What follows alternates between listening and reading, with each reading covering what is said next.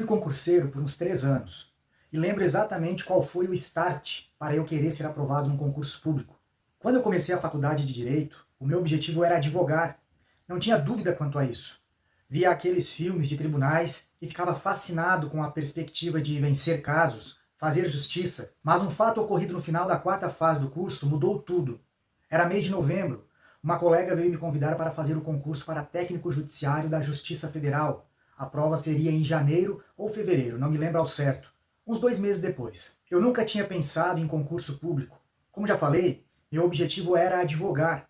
Além disso, era final de ano, eu ia aproveitar as férias para visitar meus pais que moravam em outro estado. Na minha cabeça despreparada, eu queria curtir as férias e não ficar estudando para concurso. Não fiz minha inscrição e fui curtir minhas férias. Quando voltei de viagem para o início das aulas, fiquei sabendo que aquela minha colega havia passado em primeiro lugar no concurso.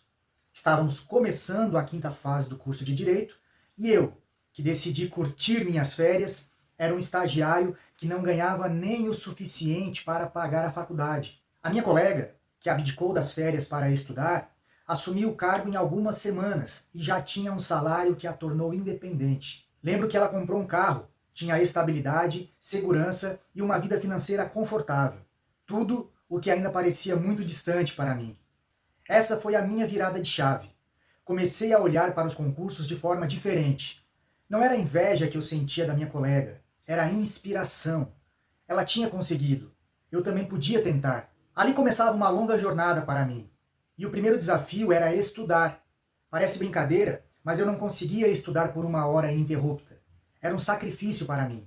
Eu não podia ser considerado um bom exemplo de estudante, mesmo já estando na quinta fase do curso de Direito. Mas nesse momento entra um fator que eu considero determinante na minha vida. Eu queria aquilo.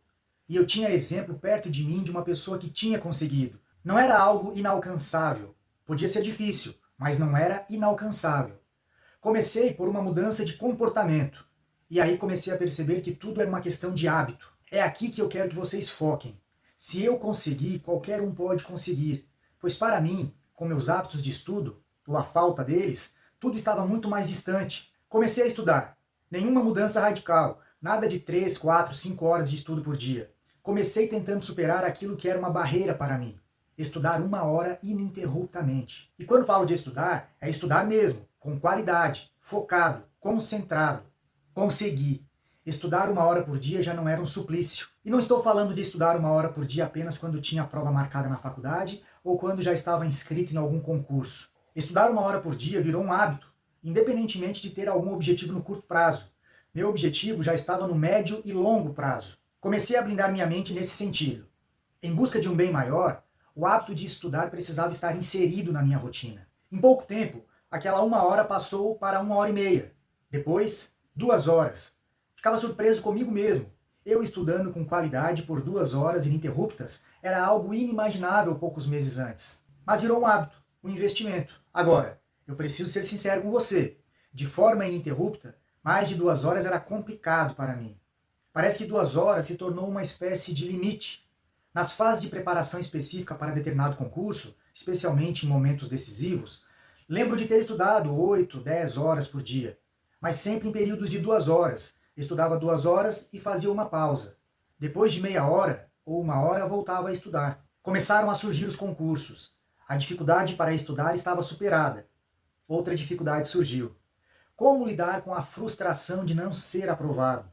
E o pior, depois de ter estudado tantas horas de dedicação. Lembro de um concurso que fiz para técnico judiciário do Tribunal Regional do Trabalho. Era um concurso de nível médio, então podia fazer ainda durante a faculdade. Estudei muito, nunca tinha estudado tanto na vida. Estava muito preparado e confiante. Fiz a prova, a confiança aumentou. Achei que tinha chegado a minha vez. Quando o gabarito foi divulgado, frustração total. Tinha praticamente gabaritado as questões de direito e língua portuguesa, mas acertei apenas 2 das 5 questões de matemática. O edital do concurso tinha uma regra dizendo que estaria eliminado quem não acertasse ao menos 50% das questões de cada uma das disciplinas. Apesar de praticamente ter gabaritado o restante da prova, acertei apenas 40% das questões de matemática. Fui eliminado por uma questão, e logo de matemática. Pela minha nota final, não fosse aquela questãozinha de matemática, eu teria sido aprovado e chamado naquele concurso. Aí vem os pensamentos destruidores. Abdiquei de tantas coisas, deixei de me divertir, estar com a família, sair com os amigos, perda de tempo. Nada valeu a pena. Será? Teve um outro concurso que fiz para analista da Justiça Eleitoral, já era um cargo de nível superior. Eu ainda estava na faculdade, mas quase me formando. Estudei muito também, preparação top. A prova era dividida em duas partes, uma objetiva e a outra subjetiva. A subjetiva era composta por duas questões. Era necessário atingir uma nota mínima em cada prova para não ser eliminado. Resultado: minha nota na prova objetiva foi suficiente para que eu ficasse entre os primeiros colocados. Mas, das duas questões subjetivas, numa eu não consegui a nota mínima e fui reprovado. Mais uma vez, frustração total. Estou contando isso para mostrar que o caminho foi longo e cheio de obstáculos. Quem me vê hoje, ocupando o cargo público que eu tinha como objetivo desde o começo dos estudos, pode ficar com a sensação de que foi fácil, de que só houve glória na caminhada. Longe disso, a realidade foi bem diferente. Estudante mediano, precisando trabalhar para ajudar nas despesas, dinheiro escasso, pouco material disponível, diferente de hoje em dia.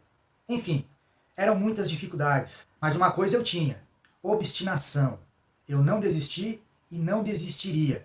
A cabeça já estava blindada, apesar de todas as frustrações pelo caminho. Lembro que uma vez um juiz que foi meu professor na faculdade, e com quem também estagiei, falou para mim de uma experiência dele enquanto concurseiro. Contou que durante sua preparação para um concurso, passou por uma festa de virada de ano na casa de praia da família dele, e que durante a festa, enquanto a família estava reunida, festejando, ele estava trancado no quarto estudando.